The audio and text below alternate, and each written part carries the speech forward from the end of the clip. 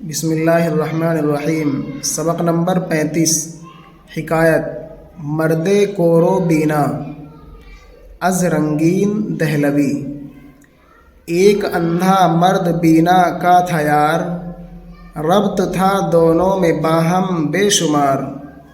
بار ایک باری ہوئے وہ ہم سفر، ایک جا شب کو ہوا ان کا گزر۔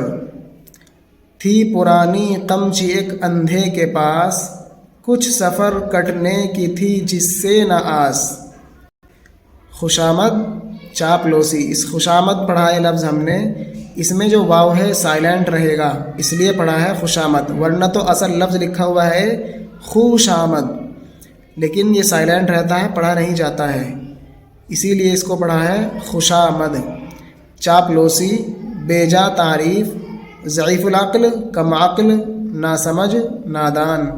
التفات توجہ، دختر بیٹی، لڑکی۔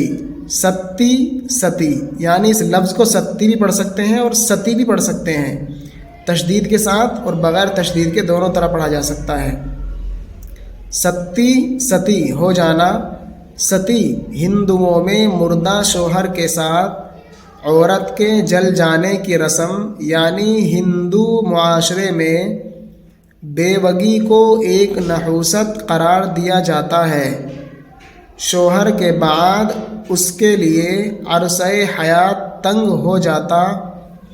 ستی ہو جانا محاورہ، اپنے شوہر کی چتا میں زندہ جل کر جان دینا۔ کور اندھا، بصارت سے محروم، نابینا۔ بینا دیکھنے والا۔ ربط نسبت، تعلق، دوستی، محبت، لگاؤ۔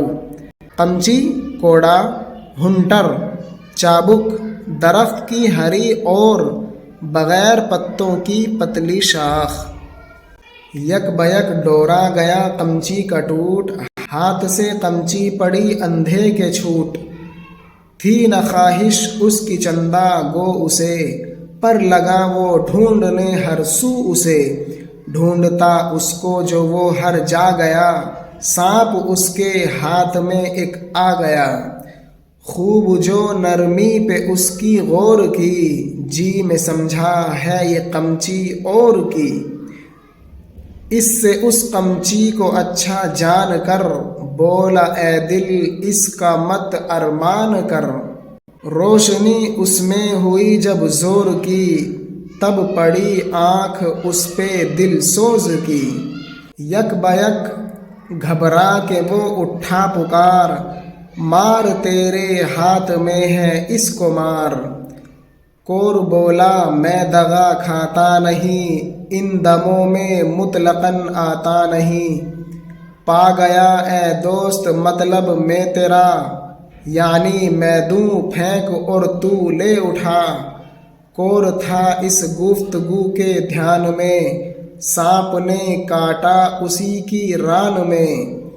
زہر کا رنگین اثر اس کو ہوا، کاٹتے ہی اس کے وہ اندھا موا۔